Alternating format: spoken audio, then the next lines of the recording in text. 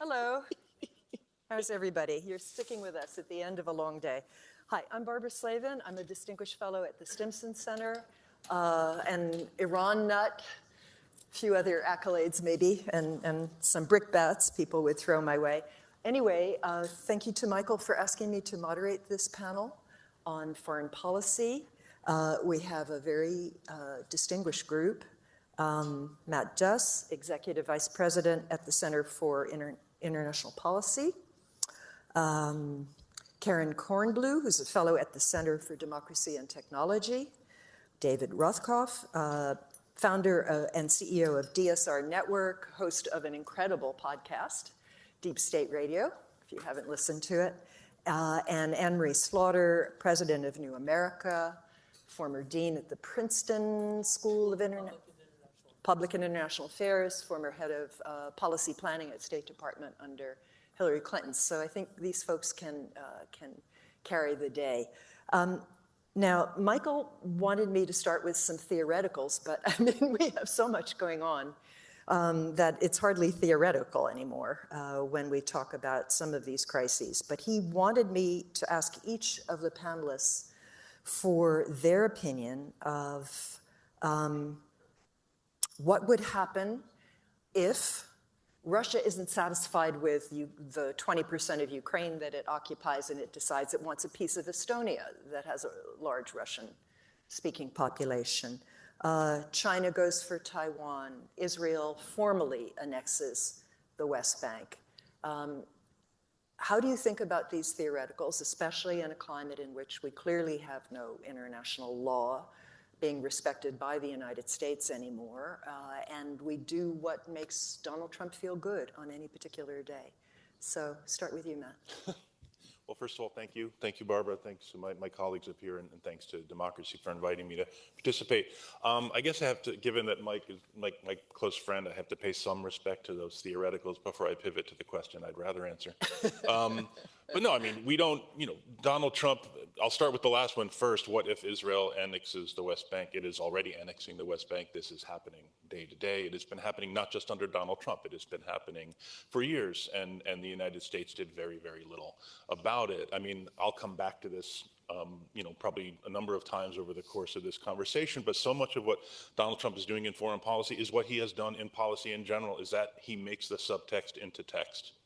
He just kind of removes a veil of what a lot of us, or not, many people in Washington and the United States and our colleagues in Europe, as we're now seeing our wake up, have been in denial about. He is not he is not like a cause of the problem. He is a symptom of a deeper problem. Sorry, he is an accelerant of that problem. But what we see him doing is just sharpening and following through on, I think, a corruption in our politics, a corruption in the so-called rules-based order. I hope we'll get a chance to just spend a few minutes on Canadian Prime Minister Carney's speech yesterday in Davos, which I think was very, very important, a landmark speech in a lot of ways, in which he said we need to call out this lie, recognize this lie of the rules-based order. He cited Václav Havel's famous Power of the Powerless essay, which is, one of the greatest hits of Cold War liberalism. I read it in college. I'm sure everyone here is familiar with it. But also part of what I note was important there is that now that our Western allies find themselves on the pointy end of this hypocrisy, now it is time to call out the lie. People outside kind of the Western world have understood that this is a lie long before now. But at least we are now in a moment that we are ready to have a more honest conversation. So I did touch on the question at the very beginning, and then you see how I said what I wanted to say. Yeah, no, well done. I like that idea. I remember having a conversation with some diplomats talking about, hypocrisy and how we've always basically been hypocritical in our defense of human rights, very selective, when it suits us. When it's an adversary, we defend human rights. When it's an ally, we brush it under the rug. And, was it better to be hypocritical or just out there? And these folks said it was better to be hypocritical. So let me ask you. And I'll follow your example of starting with the theoretical and moving on to what I want to talk about. So when I was ambassador to the OECD, when I got there, the Secretary General called me into his office and said, so what do you want to do? And this was at the beginning of the Obama administration. And they said, we only do big things when the US asks us to. Is my mic weird? Because it sounds weird to me. Yeah, it's good. It's good. Is that better? Yeah. Okay. All right. So, I mean, yes, obviously we've been hypocritical, but as Mark Carney said, it was worth the deal because we upheld this international order. Yes, we bent the rules when we wanted to. That was the sort of privilege we took for being the hegemon, to use a word that was used earlier today. But it was worth the deal. And what he was saying is it's no longer worth the deal. So I think I buy that Trump is an accelerant more than that he's ripping off the veil. So I think we're going to have to rediscover a lot of the we're going to have to go back to first principles. And I think if we have, in this Greenland crisis, I think we've seen people inch back to first principles, that we need a rules-based order. I think we might see that if we had one of the crises that you talked about, but I think it's going to be really, really hard to, what Mark Carney was saying is we're not going back. And you felt it with a lot of the others. And just to step back for a second to the question we were given about the panel, my sense is that America First was an answer to neoconservatism and neoliberalism, which were seen to put the American worker and the American family last, to ask them to sacrifice. Mm-hmm. And America First was supposed to put them first, and it hasn't done it at all by any stretch of the imagination. Prices have been sacrificed already because of tariffs. Small businesses are hurting, farmers are hurting. So it already hasn't made good. And then what it's threatening over the slightly longer term is dollar dominance, shutting off foreign markets, and then, nuclear proliferation, war, which are all very expensive. Yeah. Now, think how much it's costing the French to send troops to Greenland, yeah, to protect Greenland. Yeah. So, I won't go further than that, but I do think that there is an enormous opportunity. Mm-hmm. Obviously enormous challenges, but enormous opportunity now that America First hasn't produced what it promised, for us to maybe throw out some of the hypocrisy and come back. How do we redefine it, though, David? After the debacle of Iraq, Afghanistan, of promoting democracy, so-called, and now we have this sort of naked desire for conquest and grabbing resources. How do we redefine the rules of the road such that people will believe that they're realistic, that they have some basis as well as some moral authority? Well, I think you answered the question, and it was also answered to some degree in what Matt and Karen just said, in the sense that when we said, we were defending democracy, we were lying. And so stop lying. That's a good place to start with this. As for your first question, used to be some of us in the olden days, when you did foreign policy, you thought about national interests, or maybe you thought about strategy. And we've descended to the point in U.S. foreign policy where everything is driven by the id of an individual. It's all impulse driven. And it can happen because that rules-based international order broke down from the inside out for all of us. All the guardrails in the United States that we thought were there in our Congress, within our civil service, within our military, those things have broken down, and the president has essentially been given free rein to do whatever he wants. And until, I don't know, until Mark Carney's speech, until sometime fairly recently, we have not seen anybody else stand up to be a guardrail. Which brings me to a slightly different point that intersects with both of the prior comments, which is 3 years from now, when Donald Trump leaves office, unless the blessed event happens sooner, we're going to say, well, where do we go from here? And there is going to be a profoundly strong impulse for a lot of reasons, some of which are pathological due to Washington pathologies, and some of which are heuristics in action, to say, well, let's go back to the way it was before. Like Biden tried to do. Yeah, we'll go back to Biden. And then there are a bunch of people on Pod Save America say, no, let's go back to Obama. And then old timers like Gene Sperling and me will go, yeah, Clinton had some good stuff. Let's go back to Clinton, you know? And there's another. Is that where you started? I was yeah, FDR. Yeah, well, exactly. But the point is, that's a terrible instinct. We have to look at this from the perspective that we're at the beginning of something different. And that we are not charged with restarting something that may have worked in some way in the past. It was flawed. We were lying about it. It didn't work the way we thought it would work. And Donald Trump has spent a year and will spend the next 3 years blowing it up. So you can't just say, well, you know, USAID, that was a good thing. Let's have that again. It's not coming back. Yeah. Something new needs to be done, you know, or, well, NATO was good, but nobody trusts us anymore. Should we have international alliances? We should. Should there be a rules-based international order? There should. Should we as a leading country play a role where we stop being hypocritical and start standing up for real things? We should. My final point on all of this, which is directed to those of you who might self-identify as Democrats, is that since it's likely if the new ideas come, they're going to come from the Democratic Party, is the Democratic Party has to resist its fatal instinct to begin every thought about everything by negotiating with themselves. You know, we can't just go in and say, well, the Republicans won't like that, so we'll meet them halfway, and that's our going in bid.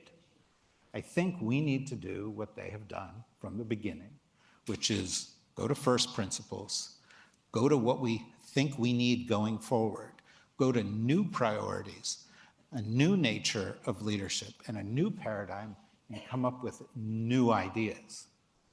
And I did all of this because I know the best way to follow up on that is to tee up Anne-Marie. New America. So,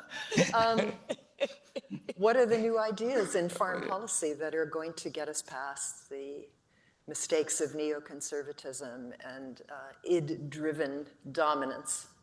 I have a number, but I'm going to do something even more radical. I'm going to try to answer your question. Answer Michael's theoreticals. What do no, we do you're if? not. Your original question, which is what happens if, in fact, Russia menaces Estonia, if China goes after Taiwan. I actually think that is a quite real possibility, and I think Trump's instinct will be to do nothing. I mean, on Ukraine, Estonia, he is willing to sell the Europeans as many arms as they can buy. And I'm half Belgian. I have spent my entire life arguing for Europe and for the EU. I think it is a far better model over time for how you organize lots of smaller and medium-sized nations. However, he is not wrong that absent nuclear weapons, Europe can defend itself. Russia has not been able to get past the Donbass. Russia, much bigger, right? Not in economy, but in terms of the size of the military, they haven't been able to get past the Donbass. I love being in Europe, in part because they have a wonderful social welfare system that we don't have. They don't spend the money we spend on defense. I think we should spend less on defense. Certainly not going to be a leading campaign platform, but he's not wrong, and the American people hear that if we guarantee that we'll come in if there's a nuclear threat, why shouldn't they pay? And so I really think he will not act, and I thought Congress would stop him. I'm less and less certain of that. And I think with Taiwan, he's more or less said it. I mean, he really did. Why are we really going to send troops? Now, again, he might try to support others in the region, but I think really he does see zones of power. You know, we get this hemisphere, all of it. China gets as much of Asia as it can negotiate, and Europe has Europe, and then he doesn't really care about Africa that much, although he doesn't want China to have it. So that's the bleakest. But if you really read the national security strategy, that comes through loud and clear. So what is the alternative to it that could convince the American people that the old alliances or some variation of the old alliances are still important? So this is where so I will go where I'll agree with Matt, actually, and Karen and David. I think you start from the proposition that that was a 20th century, first part of the 21st century order. Many of us, I've been writing this, I think, since 2000, that we really can't get to 2045 in a world ruled by the victors of 1945. Right. And our only chance of really saving this system as it was if Kofi Annan had succeeded in Security Council reform. And there was a moment where you thought just maybe, but basically, you know, the Germans, the French, and the Brits were not giving up their seats, and nobody could, if you'd added, you know, the Indians and the Brazilians, the Mexicans and the Pakistanis went crazy. It just wasn't going to happen. So you actually do need an idea for a new system. Many of us also have been arguing exactly what Mark Carney is proposing, which is a system that is based on middle powers. Now, middle powers sounds, I mean, it's a very elastic definition. It basically includes everybody who's not a great power or a small island state. But nevertheless, if you take all of Europe and then you take all of Europe, obviously including Britain, Canada, Japan, South Korea, and Australia, all liberal democratic states, that's 42% of world GDP. Now, what if all those countries, when Trump had announced his tariffs, had said, I'll see you and raise you too, right? Done exactly what Throw China Brazil did. into it. What? Yeah, throw Brazil in. Absolutely, you can throw others, but those are when Carney's sort of looking around, he's saying there's a lot of power here. There's a lot of economic power, there's a lot of legitimacy, and then absolutely middle powers includes the returning powers, Brazil, India, I think of as a returning power since it was a great power much of its history, and others. India. That's going to be very tricky. And so then here I want to come back to the value of the U.S. order. It takes somebody who calls the meeting, who has the power to do that, who corrals everybody, who thinks every time there's a global problem, what are we going to do about it? Right now, Americans, or at least of my generation, that's sort of built into you if you're a foreign policy person. It's not in Europe, it's not in Canada, it's not in these other countries. So the ideas are there. You can design lots of different structures that are kind of regional institutions and a much looser global order, probably centered in the General Assembly, where you don't have vetoes, but it's only 200 nations. I mean, parliaments are much bigger than that. But the question is who's steering it, galvanizing it, and paying for lots of it. Yeah. Matt, Board of Peace, right?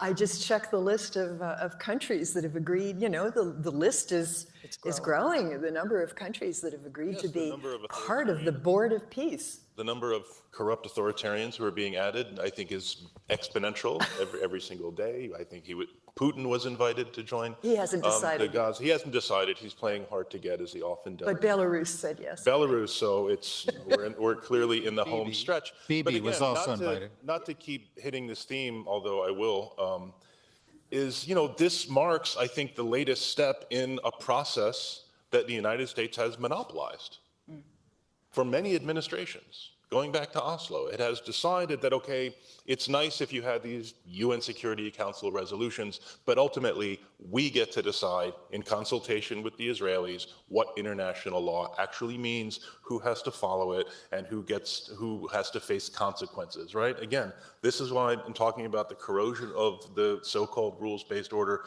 going back a very long time. And again, even in such an order that is operating as well as one could imagine, there will be double standards, there will be hypocrisies. I don't think it's possible to run such a system perfectly, but I think it is possible to close the yawning gap that we have seen, and that is something Donald Trump has driven a truck right through. So what body, what grouping can step in, especially when the Israelis refuse to have any other kinds of mediators? Well, I think the United States, again, not going to happen under Donald Trump, but the United States is the only country that can impose the costs on Israel that will get them to change their behavior. That's all. Yeah. But we won't. Well, Under Trump, we will. we won't under Trump. We But didn't under Biden. No, we didn't under Biden, and that was a failure. And I think U.S. policy towards Israel is over as it has been. The 2028 election will be the first election in U.S. history in which the majority of voters were born post-1990. Wow. Okay? They don't remember 9/11. Their entire adult political lives has seen Trump as the dominant figure, and when they look at Israel, it's been Bibi from the beginning. They don't trust him, they don't trust the institutions, they don't believe in blank checks. That's over, and good riddance. Yeah. Let's talk a little bit about your subject area, which is going to be also extremely important, and that is information technology and how that figures into our new world order in terms of foreign policy.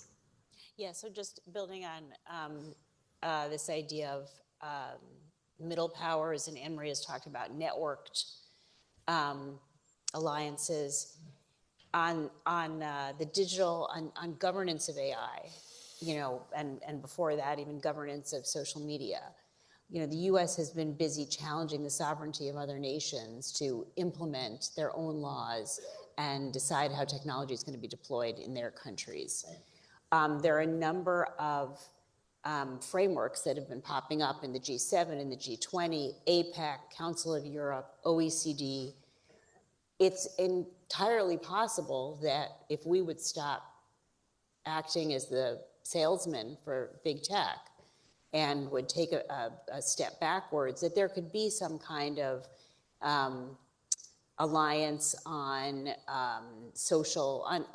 digital rights, surveillance, just basic guardrails, a basic floor on surveillance, on competition, on some of these basic, on elections, election integrity online, and on AI. So I think that's the kind of thing that you could imagine. I'm not saying that that's the most important foreign policy issue, but it's a big deal. I mean, we can't have elections if AI is poisoning what folks are hearing. And right now, there's a lot of horrible stuff going on. So I think that's the kind of thing that you could see happening, and right now we're just not even allowing it to breathe. But I think in order for any of this to happen, for the U.S. public, this public that's going to have been born after 1990, I really think that we have to find a way. I think about FDR, and before we got into World War II, and as World War II was ending, he gave these speeches about the 4 freedoms, about the Second Bill of Rights. And what he tried to do is really merge domestic and foreign policy. And I think if we're going to play a big role internationally, I think we have to, again, back to first principles, think about what are the advantages of interdependence? What are the benefits that we can champion at home and abroad? And I think until we do that, we're not going to really play a positive role internationally in any consistent way. If I can just, a very brief additional comment to that. I think it's essential that one of the ideas that we put a stake through the heart of is American exceptionalism. And that this is an idea that Democrats, Barack Obama talked about it, have been afraid of moving away from because they thought it made us look weak. But I think there are different paths to leadership. And honestly, I think the Trump administration has put the lie to American exceptionalism. We are exceptional, just in the wrong way. Well, in the wrong way. But in a way that creates an opportunity for a new kind of leadership that is based on partnership, that is based on trust. Well, isn't that Obama, though, leading from behind and all the rest? Well, first of all, Obama said American exceptionalism was an important idea. Secondly, Obama followed through with American exceptionalism as a principle. Thirdly, Obama's leading from behind was an excuse to do nothing in a lot of critical issues internationally and produced a very weak foreign policy. The one last thing that I'd like to add here, because back when I was in the Hoover administration, I was deputy and then acting undersecretary of Commerce for International Trade. And one thing we haven't talked about here, but that needs to be woven into this conversation, is that most international relations aren't about war and conflict. It's about international economic relations. It's about social relations. It's about technology, policy. And these things can't be just shoved to the back seat. They need to be the centerpiece of this new order going forward. Yeah. And Marie, well, I'll let you, but how dependent or interdependent do we need to be economically? I mean, Trump has this idea that somehow we're going to, manufacture everything here, which is, of course, ridiculous and so on. So, I mean, how do we build new rules of the road for trade that Americans can see as being fair and equitable and that the rest of the world can stomach? So I can't give you the new ideas except, again, to say, I think even before Trump, we were all talking about the need for major reform of the World Trade Organization. It is the Obama administration, to my shame, I have to say, that refused to appoint or approve the appointment of the appellate body of the World Trade Organization because we were starting to lose cases and he didn't like it. And then Trump continued, and that meant it couldn't function. There was a moment where we actually had a global court, but the US was losing cases. So I don't know how you rebuild that. There's no way to make us anything remotely approaching autarkic, which is what he seems to think. And at some point, business will respond and the tariffs will bite. But I want to push back hard on David.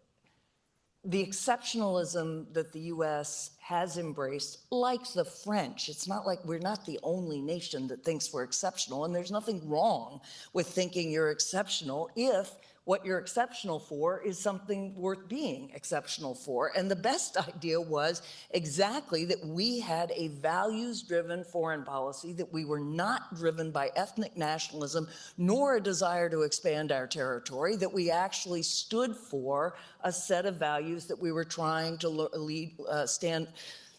up to at home. So Obama said, as many presidents have said, because I've checked it, let us be known not for the example of our power, but the power of our example. And at that point, that was 2009. And when I moved to New America in 2013, I did it in part because I thought, we are not living up to our example at home. We are not remotely close to what we're supposed to be, starting with equality, liberty, justice, democracy. All of those systems are broken. So I'm all for being exceptional if what it means is we can point to a well-functioning democracy that actually lives up to its values. And I would start there. And then I would actually, Jake Sullivan and Carnegie had a listening tour after Obama lost. I'm sorry, after Hillary Clinton lost, and went across the country and came back with foreign policy for the middle class. And that's industrial policy, and that's still happening. The 2028 election will also be the first election where Americans under 30, there is not a European American majority. That is huge, right? Hispanic Americans will be close to 30% by 2040s, but under 30 already. Trump is the first president ever to look at a national security strategy that puts Latin America as the region first in the list of regions. It normally comes last, either Africa or Latin America, but Africa rightly has gotten more attention. You know, if you're a country that's 30% Hispanic, that's not surprising. It's incredibly important what happens in Central and Latin America, but it's not that important to European Americans because that's not where our families came from. That's really important. You know the group that is doing best, the diaspora group in the United States right now? Nigerian Americans. I'd love to know what they think about what our foreign policy ought to be. I'm serious. Indian Americans, Asian Americans. Why don't we run a tour and say, what do you think we should be standing for in the world? You know, if America first means America values first, fine, I can live with it. If it means America the bully, which is what it means right now, absolutely not. And I don't think a majority of Americans think that. But what I do think is that we are a 20th century group of foreign policy makers shaped by the 20th century, in my case, actually, by age, who are still have this notion that, you know, we're going to pay for a lot of things because we get to be the primus inter pares. And that, I don't think, is where a majority of the American people are. And I think the Democrats should go out there and find out. That's a very good suggestion. Matt, talk about the power of example. I mean, during the Iran protests, the Iran revolts, which were suppressed in such a bloody fashion just a couple of weeks ago, you know, this kind of split screen where I'm trying to figure out what's going on in Iran, and meanwhile I'm watching ICE tear gas and club and shoot people in Minneapolis. And those Iranian government, you know, types that are still managing to get on the internet are saying, what are you complaining about us? You know, look at you, look at you. And I'm looking at these ICE guys and they look like Basiji to me. How do we, you know, I mean, how do we get back that I hear what you ability to tell the rest of the world, well, we have a few things here that are worth emulating? Right. I mean, I appreciate you making that comparison. I mean, I know it's not an equivalence, and you don't mean Absolutely it that way. not. But, I mean, you know, but ISIS of course, killed, but I share 10 people. again when people talk Iranians. about the enormous political crisis that Iran is undergoing, which is now deeper than it was. We've been undergoing our own political crisis. We are undergoing a political legitimation crisis, and we have been going for a long time. We have lost a shared sense of what the American political project is. And that, again, is something that Donald Trump understood and has very effectively exploited, like any good demagogue. When Donald Trump stands up and says the system is rigged, he gets traction. Because he is right. The system is rigged. It's rigged on behalf of wealthy, powerful, influential people like Donald Trump. But people still hear that and they're saying, well, he gets it. He does. He gets it. And you know what David said about the temptation to go back to try to restore. I share that 1,000%. I mean, when Joe Biden came up in 2021 and said America's back, that in its way, like America First, these are just two different flavors of nostalgia. And they are both destructive. Yeah. You know, maybe Joe Biden's a little bit more, people liked it better. But again, these are both sense of like, yes, we can go back and make things better the way things used to be. We need to forget that. But one thing I think we need to avoid the temptation of is this idea that we just need to move forward. I think in retrospect, one of the most destructive things that Barack Obama did was not to hold the Bush administration accountable for crimes like torture, like kidnapping, like starting a war on false pretenses. I understood the reasoning behind it. I've got limited political capital. I'd rather not spend it on this, but I think that turned out to be one of the most disastrously consequential decisions of his presidency, because what we face in our country right now is a crisis of impunity. The elite pay no price. And I want to say just one thing, like if you want to understand why Donald Trump fears no consequences, look at the guest list for Dick Cheney's funeral, okay? This is a guy who lied us into a catastrophically destructive war, who oversaw a campaign of torture, of kidnapping around the world, a guy who got his rich friends in Halliburton into Iraq to take money hand over fist, tens of billions of dollars, and 20 years later, presidents, first ladies, members of Congress line up to pay their respects. That is impunity. That is corruption. I'm not sure how one follows that.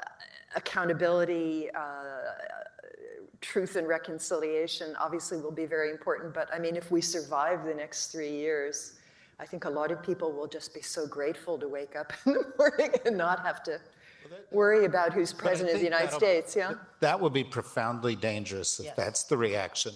If the last thing that happens after Trump leaves office is we all breathe a sigh of relief, that is going to be a failure. And I want to underscore Matt's point, which ties back to Anne Marie's point about, the ways we failed in terms of our own leadership. I'll do it with a little short anecdote and then a little response. And the short anecdote has to do with U.S.-Ukraine policy during the Biden administration. I had countless conversations with people who were making that policy, who are friends of mine, who I respect a lot. And they were constantly going, well, if we go this far, the Russians will detonate a nuclear weapon over the Black Sea. So we can't go that far. And they were worried deeply about every potential risk vector that came out of Russia. And they weren't worried at all about the risk vector of a pro-Russian US president taking over the US government.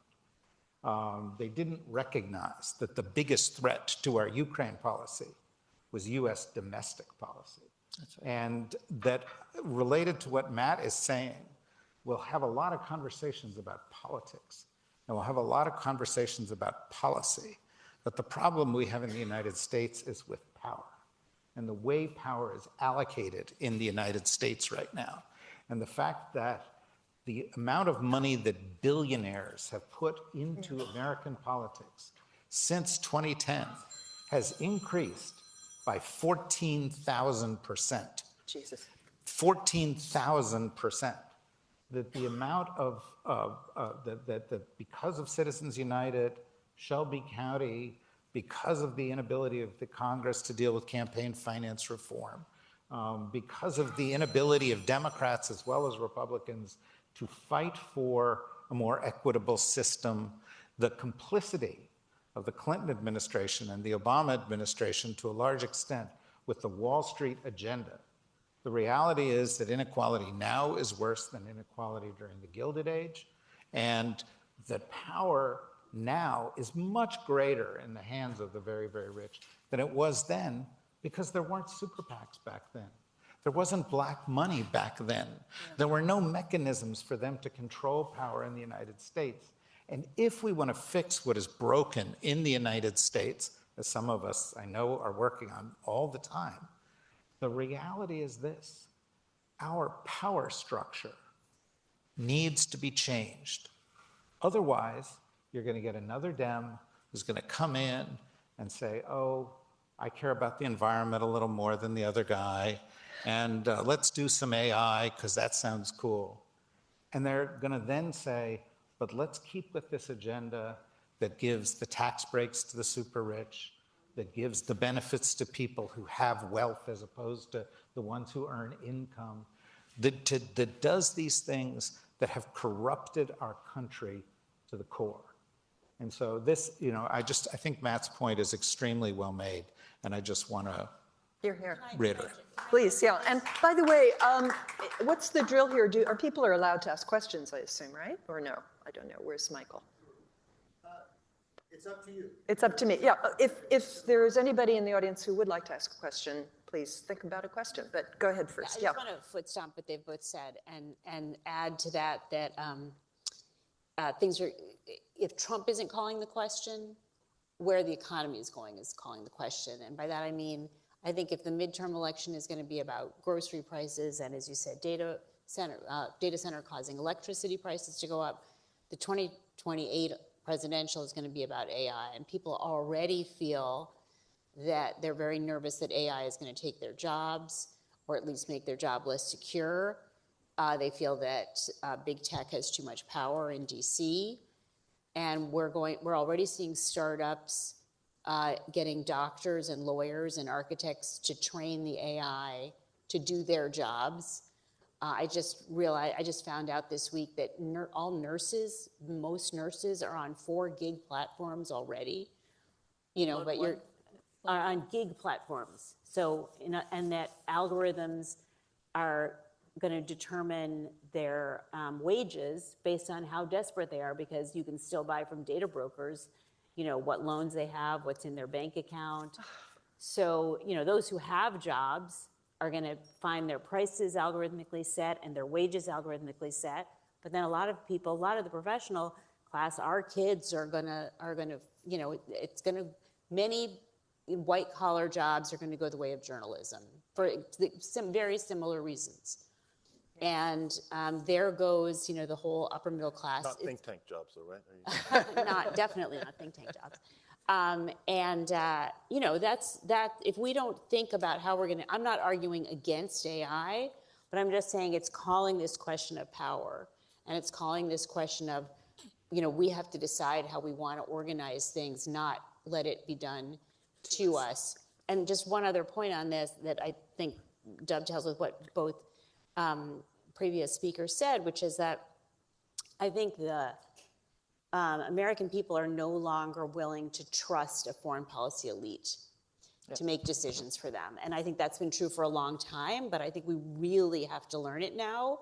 I think Trump is certainly, telling us in really loud terms, and I think we have to figure out a way to engage people, who are standing up now better than universities, better than law firms, and engage them not just around elections, not just asking them to give money, not just to write postcards, but to think about what they want in terms of foreign and domestic policy. So I wrote the platform in 2008, and it was this amazing experience where we crowdsourced it by having drafting committee meetings, not just one we did that together, not just in a back room, but where we had people from the policy committees go out and, ordinary citizens could just organize a drafting committee meeting in their church basement or their school, and then they would send in their comments, and I just thought, this is going to be a nightmare. And it was a wonderful experience. And I had to read them all, and we pulled out quotes, and we put them in,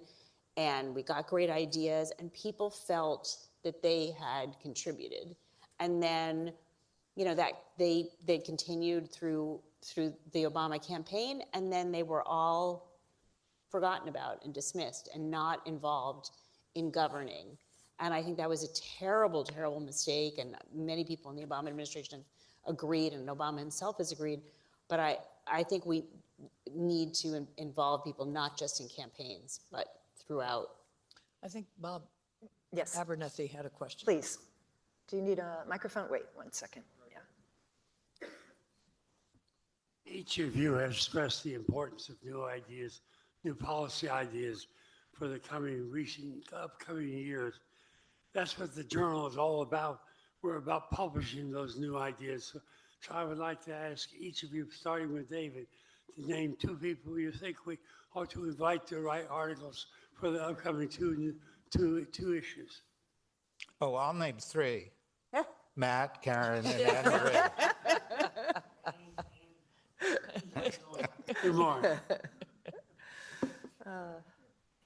Yeah, we need to bury the blob once and for all. I just, I talked about Iran. I mean, every time John Bolton comes on the television, and he's now suddenly a hero because he's a critic of Trump. And the man has not had an original idea about the Middle East ever.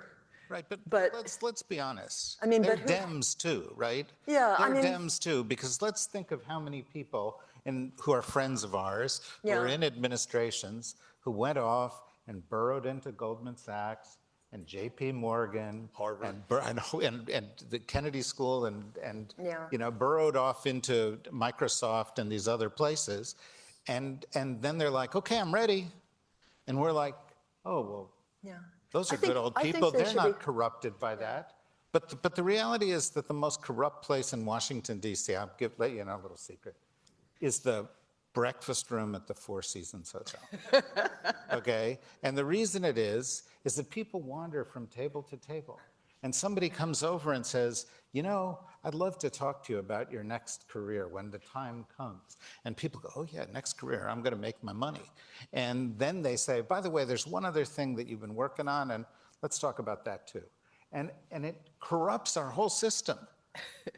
No, it does. It corrupts our whole system because these people then say, I don't report to the American people, and I don't report to my bosses in the government. I'm really thinking about reporting to my next boss.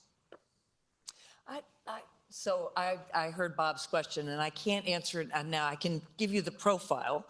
Considerably younger, not from the East Coast, preferably thinking about what our relations ought to be to Africa, to Latin America, to Southeast Asia. So I will offer examples. But, you know, as I listen to this, we've spent a day, at least the wonderful 3-minute rounds. I had to leave halfway through, but that's the best thing I've heard in a long time. Really concrete ideas about what we could do to make a difference. And this is very depressing thus far. We have a lot of criticism and a lot of agreement on what is broken. But I'm very much in agreement with David that we've got, obviously we have to think about 2028 and Democrats want to win, and that would be better than where we are.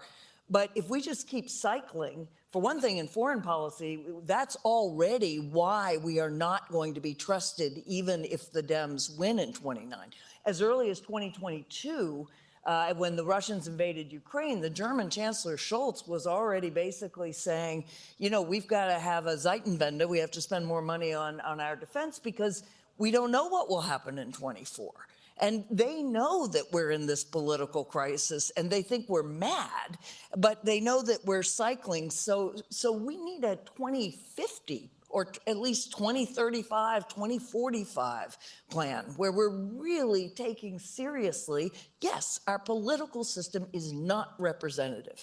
It is simply not representative. 70% of Americans want, you know, reasonable abortion restrictions, reasonable gun safety, a whole raft of things. We cannot get it because we're locked into a two-party system with the ability to spend unbelievable amounts of money to elect whoever you want, a primary system. There are fixes for that, and states are starting to do them. Fusion voting, you know, Kansas and New Jersey both trying to make it possible to do what nominated Abraham Lincoln. 4 parties nominated Abraham Lincoln, and they fused their votes. So the Free Soil Party could fuse its votes with another. You know, in the late 19th century, all U.S. states had those rules. New York still has it. But then the Dems and the Republicans got together and made it illegal or unconstitutional in many. It's not that hard to change that. It's not that hard to get ranked choice voting. There are a bunch of ways where if we set a 10 to 20 to 25-year plan, which is, you know, it takes a long time to get big change, you can get there. The economic system, we heard, we need a radically different economic system. And we need a social system that puts family next to individual workers as whom we need to actually be supporting. We're still in a social policy that assumes there's a worker and he earns a living and comes back and supports a family. Nobody in this country, very few people operate that way. We need a whole set of policies that actually see that supporting people's ability to take care of one another is just as important as supporting individual workers. And with that, and I'll end, when I talk about finding out what the American people want, we are sitting on a gold mine of global networks and connections. We are the most global, I don't know where we are relative to Australia and Canada, but certainly one of the most global populations in the world. All of those people have ties back to their home countries, just as many European Americans have ties back to Europe, which is why trade and investment is so thick. That's an extraordinary asset. We just need to think about how we harness it and how we work with a different range of countries in a new system with real ideas about how that can work. This lady has been very patient. Do you still have a question? Okay, if you could wait for a microphone, go.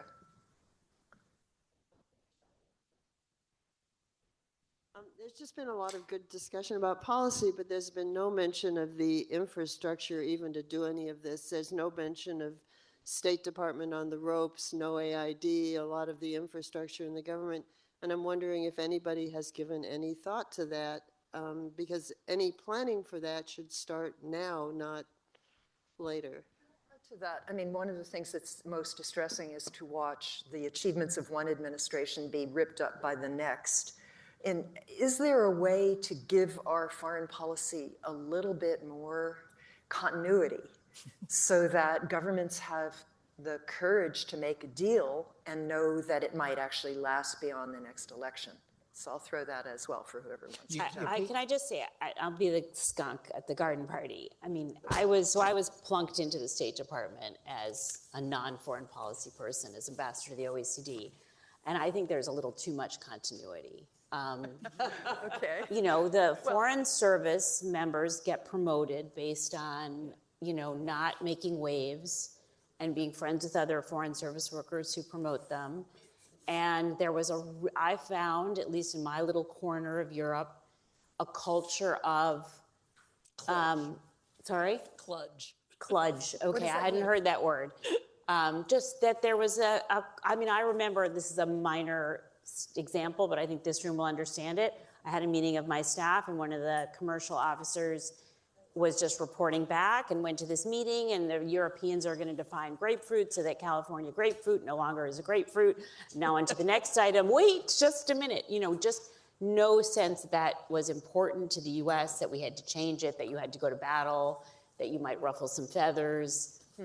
So I think, again, you know, what was done to the State Department, what's being done to the State Department is terrible. I would never choose to do it that way, but I think we have to really think about what diplomacy means in the 21st century, when you can pick up the phone and call somebody, when minister to minister interactions happen all the time. What do we really need in countries? What should the culture of the Foreign Service be?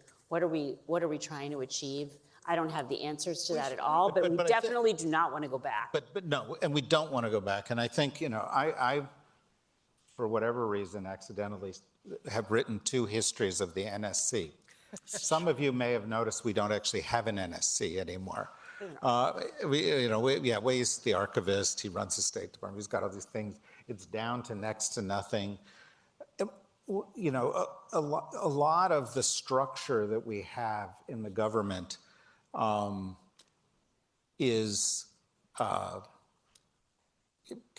be approached flexibly. And a lot of it flows from how the president wants to run it. But the State Department is too big. USAID was structured improperly. Altered. We could do with a much leaner approach there. By the way, Trump wants to spend $1.5 trillion a year on the Defense Department. The Defense Department is ridiculously overlarge. You know, we could deal with that. But when I went into the government in the James K. Polk administration, we went out. One of the people that we spoke to was a former secretary, Pete Peterson. I sat down with him and I said, "So Pete, what's the advice?" And he said, for running a department, and he said, "You can do 3 things, you can't do 4 things." He said, "And never do a restructuring." Because if you do a restructuring, you won't do anything else.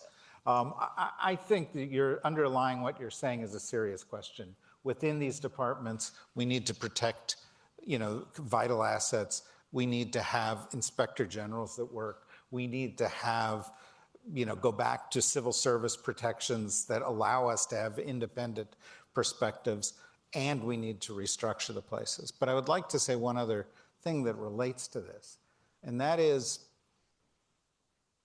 the big foreign policy questions we need to answer between now and 2028, as important as everything we've talked about here, are what can help you win? What foreign policy issues will actually help you win an election? Because if you don't win the election, you don't get to make these changes. We're going to have to do some triage.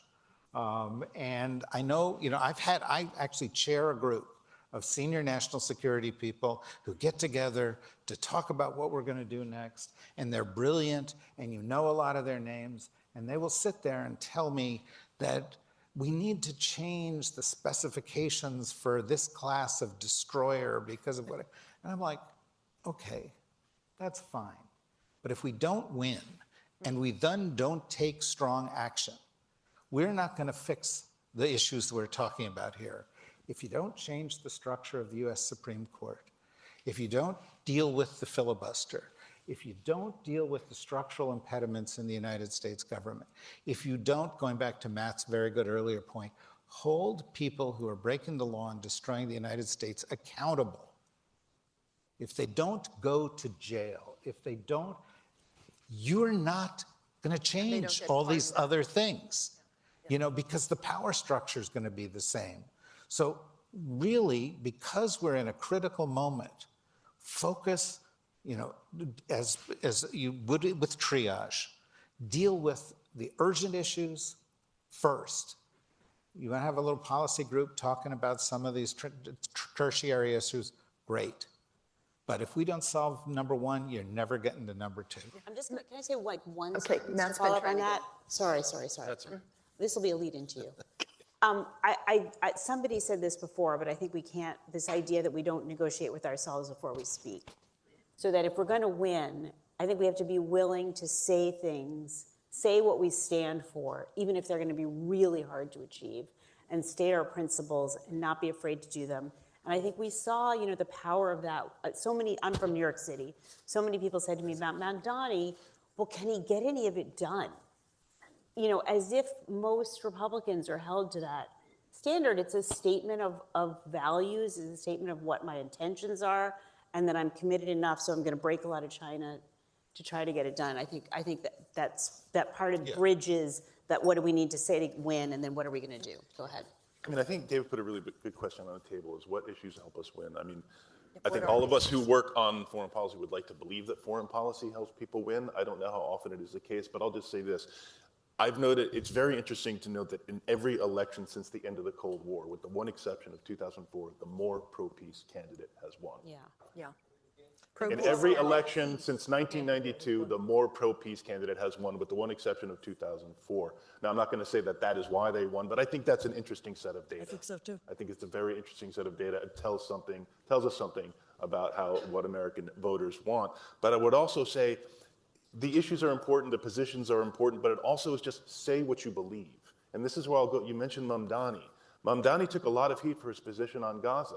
It was not Mamdani who made that an issue in the campaign, it was his critics. And the fact that he stood strong on an issue of principle and took enormous heat, even for people who didn't agree with him, even for people who don't know or care very much about foreign policy, that said something very important. This guy is for real. He's telling us what he believes. And the opposite is also true. I think it worked in the opposite way for Harris.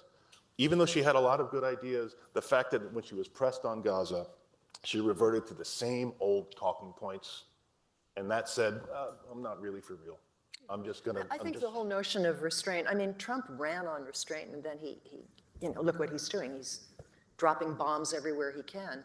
And I think returning to that is a very popular policy among Democrats and Republicans. I think a majority of Americans want the restrained use of military power. And it should only be used when American interests are really at stake. Otherwise, it's just, adventures that are puffed up by. Over there. Yeah. Yes, go. Wait for microphone. I don't need This is really a question for Karen. Others can feel free to answer that. But on the one hand, you have this, we can't let China beat us on AI. We need to race. That seems like a legitimate concern. And on the other side, we have to make sure that AI doesn't cause like destruction to jobs, social cohesion, that sort of thing. What is the right balance? How do you get that right? You've got 8 seconds. 6. That's an easy one. Are we allowed to go over? Yeah, two, 3 minutes. Okay, you get the last word on this. I mean, I think you start in this context with the fact that the current administration isn't getting it right. So they're, selling advanced chips to China because NVIDIA wants to, and so they're eroding that advantage. That they're allowing, like 90% of advanced manufacturing, it's taking place in China. That electric vehicles are being made in China because we're, destroying our renewable sector. So you start with that, and they're not putting any guardrails on.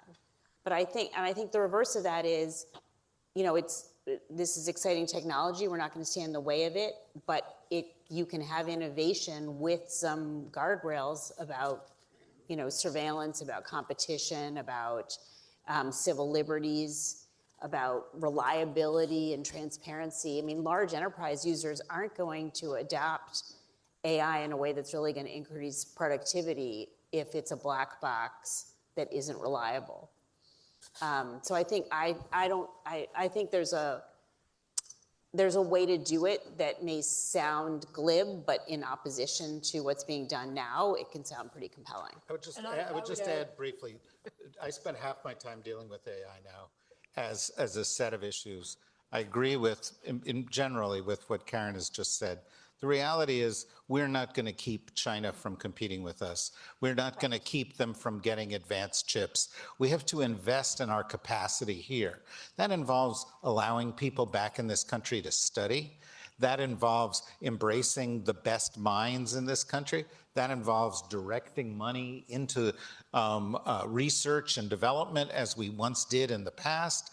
That involves this old concept from back in the days of markets of recognizing that our best path forward is by winning and not by keeping the other guy from getting ahead of us. But winning cannot mean that we do not adopt the regulations we need, right? We've got, and to that end, China often will not, it competes with us, but like on social media, it adopted far more stringent privacy protections for its citizens, not versus the government, but versus everyone else. They had policies that were more protective of their citizens than we did. And the Europeans too. Absolutely. But one of the things we sort of want to say is, we want to beat China, but not at the cost of becoming China in terms of the kind of government and simply total control of regulation. Guys, I think we have to wrap it up now. All right. So you can continue this, but thank you very much. Really interesting conversation. To be continued.